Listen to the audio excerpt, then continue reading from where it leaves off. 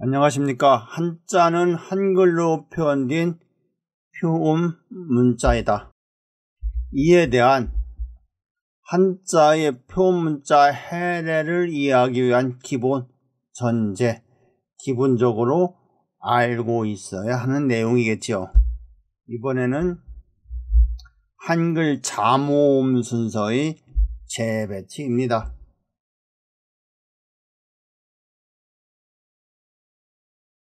현용의 한글 자모음 순서, 현재 우리가 사용하고 있는 자모음 순서를 정확하게 이해할 필요가 있습니다. 자음은 이렇게 제시가 됩니다.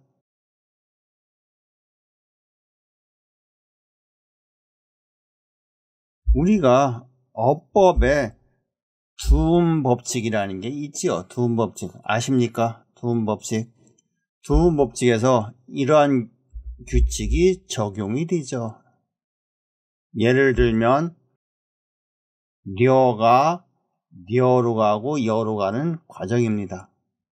여러분들이 이 부분을 꼼꼼하게 보면 자음의 순서가 적어도 이거의 앞에 와야 된다고 하는 것이죠. 이렇게 앞에 와야 된다.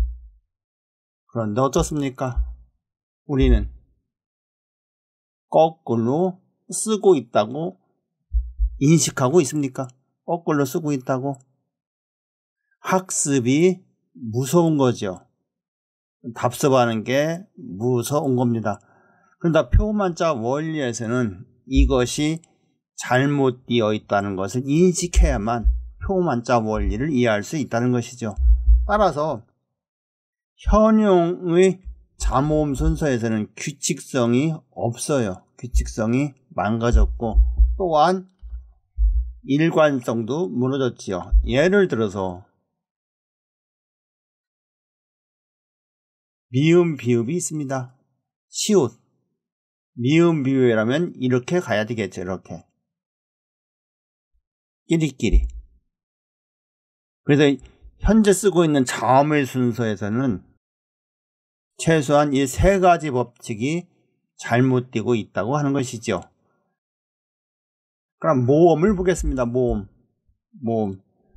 순서가 이렇게 되어 있어요. 모음의 순서가. 그러면 한 번씩 봅시다, 여러분들. 자, 숫자의 개념, 수의 개념이라고 봅시다. 여기서 가장 이르게 쓰는 것이 한 번에 쓸 수 있는 문자가 이런 문자가 있죠. 이거하고 이거죠. 이 문자하고 이 문자입니다. 그 다음에 이것은 둘, 셋, 둘, 셋, 둘, 셋, 둘, 셋, 둘이 되죠. 이렇게. 어느 정도 규칙성은 있지만 숫자의 개념에서 보면 무언가 어색하죠. 어색합니다. 2, 3, 2, 3, 2, 3, 2, 1, 1 이렇게 되죠. 그래서 어떤 규칙성을 가지려면 가장 적게 쓰는 모음 이것이 앞에 와야 되겠죠. 앞에. 그리고 우리가 어떤 순서를 할 때, 배치를 할 때 상하 좌우라는 게 있습니다. 상하 좌우. 상하.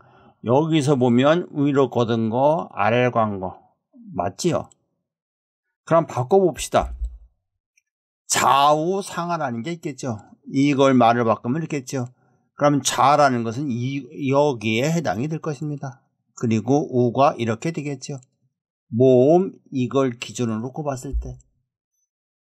그러면 순서가 무언가 잘못되어 있다는 것을 우리가 깨달아야 한자의 표음 문자 원리를 인식할 수 있는 것입니다. 이 상태로 그대로 쓰면 우리가 한자의 표음 문자 원리를 전혀 이해할 수 없지요. 따라서 아와 어와 아가 있을 때 어가 앞에 나와야 한다고 하는 것이죠. 그래서 좌우.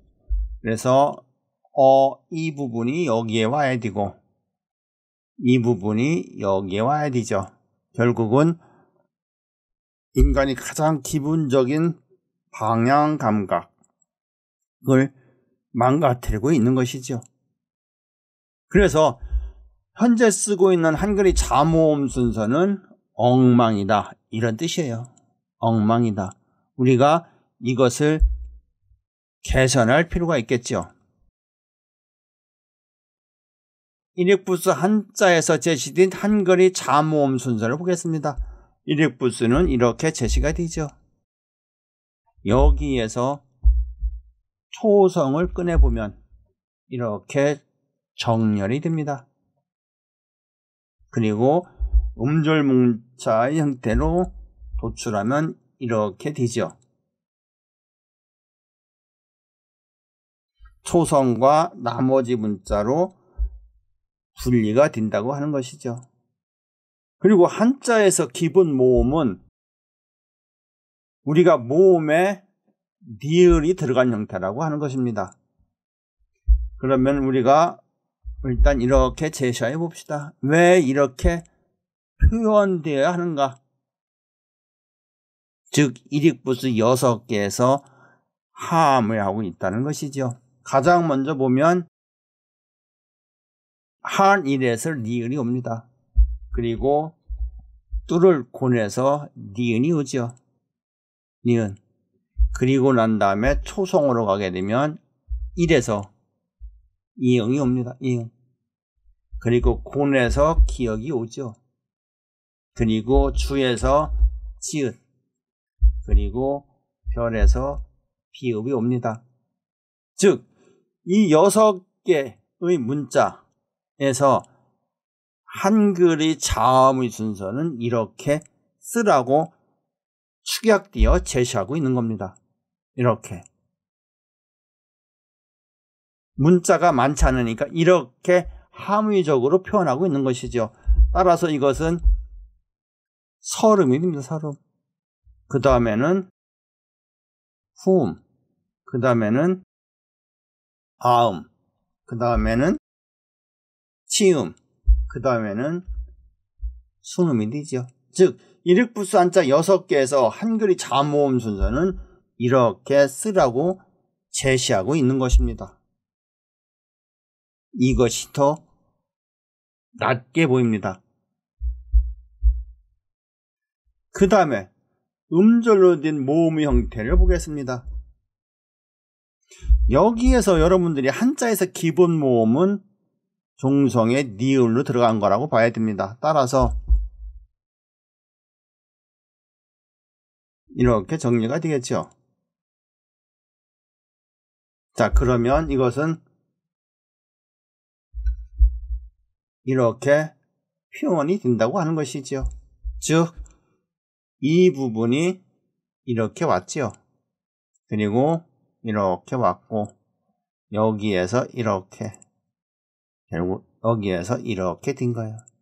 즉, 여기 4개의 문자를 이런 순서로 써야 된다고 함의하고 있는 겁니다. 4개의 문자를 가지고 13개의 모음 형태를 함의하고 있는 것이죠. 이해가 되십니까? 얼마나 우리 조상이 위대했는가를 여기서 알 수 있습니다. 따라서 얼마나 체계적입니까? 체계적이고 그 다음에 규칙적이죠. 규칙적. 그리고 합리적입니다. 합리적. 그리고 예측이 가능하다는 것이죠. 모음 같은 경우 이 방향 다 예측이 가능하죠. 또한 자음에서도 동일합니다. 예측이 가능하죠. 하나씩 플러스 완의 개념으로 갔습니다. 그래서 이것이 다른 말로 하면 원리라고 하는 것이죠. 근본적인 원리. 즉 이것을 알면 한자의 표문자 원리를 알 수 있다는 거예요. 즉 한자의 표문자 원리를 여기에서 내재하고 있다고 하는 것입니다. 따라서 우리가 쓰고 있는 현재의 한글 자모음 순서보다는 여기서 제시된 119수 한자 6개에서 제시된 한글의 자모음 순서로 바꿔서 인식해야만 표만자 원리, 표만자 해례를 이해할 수 있다는 거예요. 이러한 내용은 제가 최초로 제안하는 겁니다. 그래서 많은 분들은 이런 것조차 생각하지 못할 것입니다. 이게 우리 조상들이 여기에 한자가 우리 민족이 만든 문자라는 것을 함의하고 있는 것이죠. 이해가 되십니까?